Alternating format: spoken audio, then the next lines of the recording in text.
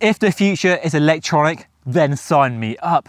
As much as I love a nice mechanical group set, I can't deny the appeal of an electronic group set. But if the future is electronic, then the prices do need to come down quite a bit. Thankfully, that's what the brand new SRAM Rival eTap AXS group set offers. It's now the most affordable electronic group set on the market.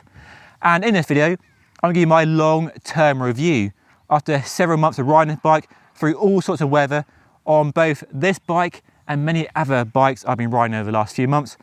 Give it the good, the bad, talk about ergonomics, shifting, gear ratios, brakes, and everything else you need to know if you're in the market for a new group set this year, or you're looking to buy a new bike and you're looking at one with a SRAM Rival eTap AXS group set on it. So you're watching Just Ride Bikes. I'm David. Let's dive in.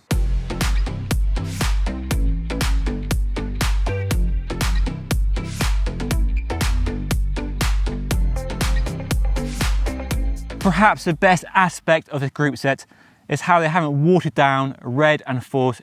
Apart from material change, aluminium rather than carbon fibre and other exotic materials to keep the price down, you essentially get all the same functionality and therefore the same performance as you do at red and force. And therefore it makes this review fairly easy because red and force have been around for a couple of years now. Their performance is proven with their popularity both for you buying bikes and buying group sets and the way manufacturers are speccing their group sets on new bikes.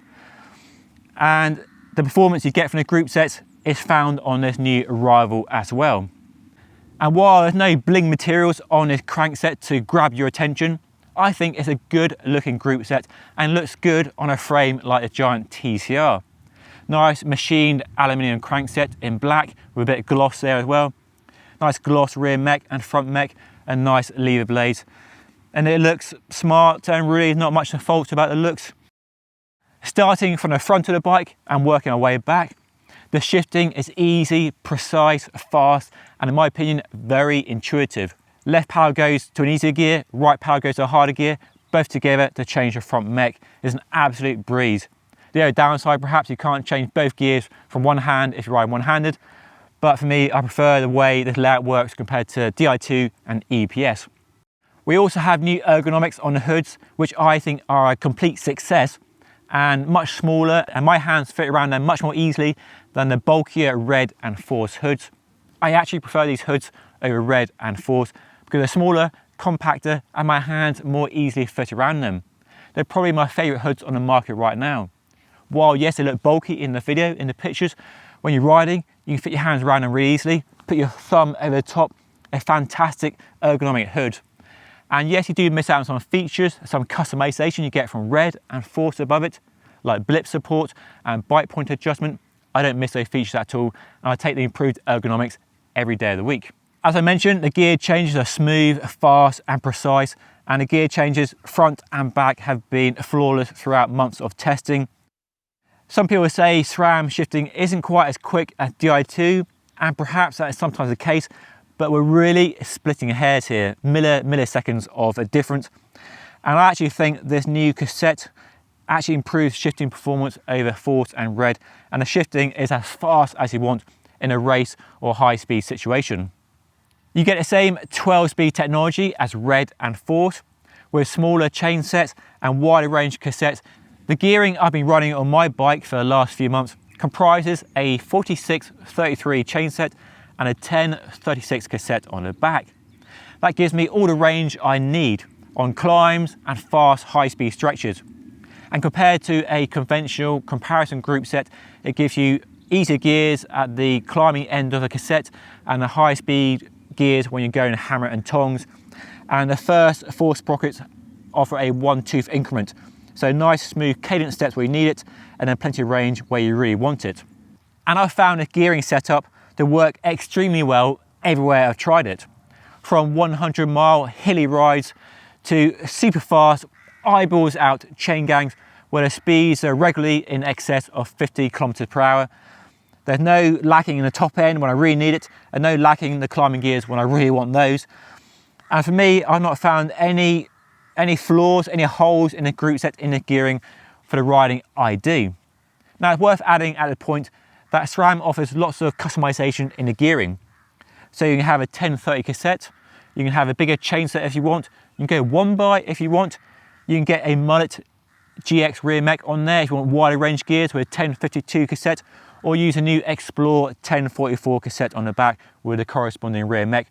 So plenty of options, both for 2x and 1x to suit your requirements. But for me, this gearing setup has been working extremely well and I don't want to change it at all. Although I am quite tempted to try a 1044 and a 1x on this and see how that works. Rival is only available with a disc brake configuration. There is no rim brake option. And you essentially get the same disc brake technology as Red and Force. They've changed the bleed port, so it's a bit different. But in reality, you rarely bleed brakes on a road, gravel or mountain bike in my experience. Once you do it, it's a set and forget thing. And I've been riding this for several months now and the brakes still work as well as when it left the workshop. The brake calipers are a flat mount design and they're using pace line disc brake rotors, 160 front and rear. I like the design of them. They're in all steel construction, so good durability, although a small weight penalty over some of the sandwich designs that use aluminium and steel together to save weight. But they've been working fine, no signs of wear on these yet, and like I said, they look good. If you're a gadget lover, you'll already be used to using apps to configure your devices, your Bluetooth speakers and other devices around the home. And you can do that with SRAM's AXS group sets as well. And applies to Red, Force, Rival here, and also the mountain bike wired group sets as well. So you can connect all the components to the smartphone app available on iPhone and Android. And you do lots of things from the app. You can make sure you've got good battery life in the batteries, got the latest firmware, and then you can customize how the gear changes work. From which paddle does what, the number of upshifts, the number of downshifts, and you do other cool features as well. In the default mode, the group set works like any normal group set and it's a totally manual setup. So you're in total charge of the front shift and the rear shift. But in the app, go to the enhanced mode and you can choose from compensating and sequential modes. Now compensating is fairly self-explanatory, I hope. So basically when you change at the front, go from the big ring to the little ring, the rear mech will automatically adjust by 1 or 2 sprockets to make sure your cadence is kept at a sweet spot. Sequential basically take control of the front and rear mechs, and all you do is shift up and down and it'll take care of whether you're in the big ring or the little ring. And it's worth trying, it's worth experimenting with 2 modes and see whether they offer you any benefits for your riding style and the terrain you're riding on over the standard manual mode. But it's that level of customization you don't get with mechanical group set, and that really makes this an appealing feature of a group set if you want to customize it over and above over how it works normally out of the box. And there's even more you can do besides all that. If you pair the group set to a compatible computer from Wahoo or Garmin and then connect it to the AXS website, you can get all of the ride data you normally get, so distance, speed, temperature, average speed, power readout, and a map of where you've been. But then you get a component summary, and this bit is really exciting, especially if you're a geek. Because basically you can see what gears you're using more often than other gears. You can see how often you change your front mech, how often you shift at the back. And that's a really interesting way to see how you're using a group set. And it can let you fine tune your choice of cassette and your choice of chain set on the bike. So you can really make sure you're using the best gearing for the riding you're doing, whether it's a sportive or road racing. And it's just really fascinating to see what gears you use more regularly, whether on an easy ride, a hilly ride or a fast ride, and see whether you have the best cassette, the best chain set for your riding requirements. And you can't do that with mechanical group sets. So far then, it's a lot of likes, not much dislike really about a group set. Perhaps the only issue with a group set is the weight, and how much that matters depends where on the scale of a weight weenie you are. The group set is heavier than Force and Red, it's heavier than old Tegra Di2, and it's heavier than mechanical group sets at the same price. And most of the weight is in the crankset, and due to use of materials like aluminium rather than more expensive and exotic material like carbon fiber. And it's a shame it's not lighter, but it's weight everything, and should the weight deter you from buying a group set? Well, in my humble opinion, no. This group set offers lots of performance, lots of technology, lots of customization that for me offsets the weight. And on this bike, 7.9 kilograms without pedals, it's not a heavy bike. and this bike has no way held me up on the climbs. Not as much my fitness or lack of fitness has held me up on the climbs. So the weight for me isn't a factor, and I think lots of people make too much of the weight. But probably worth another video to go more in depth into the topic of weight. Maybe compare this bike to a light bike and see how much difference there is.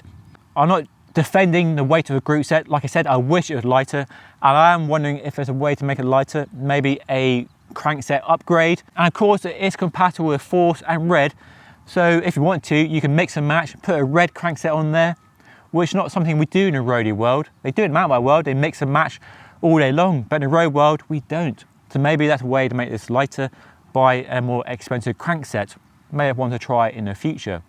Yeah, not really much more to say about the weight really. I just know weight is a factor, an issue for some people, and some people worry about it too much maybe, but it is what it is. Like I said, lighter would be better, but would it be faster?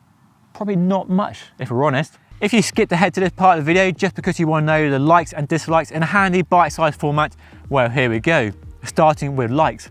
Firstly, I love the ergonomics of the hoods, better than Red and Force. In my opinion, my small hands can fit more easily around them. The gear changes are fast, precise, and never miss a beat, and the shifting layout is intuitive and, in my opinion, the easiest of the 3 electronic group sets on the market at the moment. The brakes are strong and powerful, a slightly heavier lever feel than Shimano perhaps, but the brakes are dependable and they're quiet, and there's no rubbing when sprinting or riding in the rain, so no issues, no downsides for me. The 12-speed gearing setup is wonderful to use.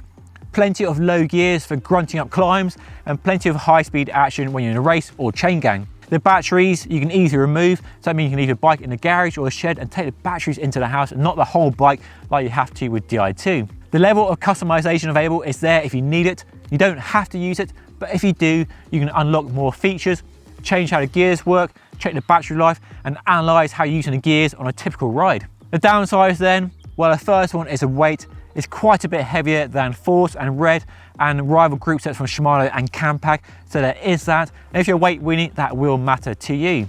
The 12-speed cassette needs an XDR driver body, but most wheel sets like the DT Swiss wheels are compatible, so it's an easy change, but something to consider. And the last downside, which is the same as all electronic group sets, is you have batteries to remember to charge up. Thankfully, these last for ages.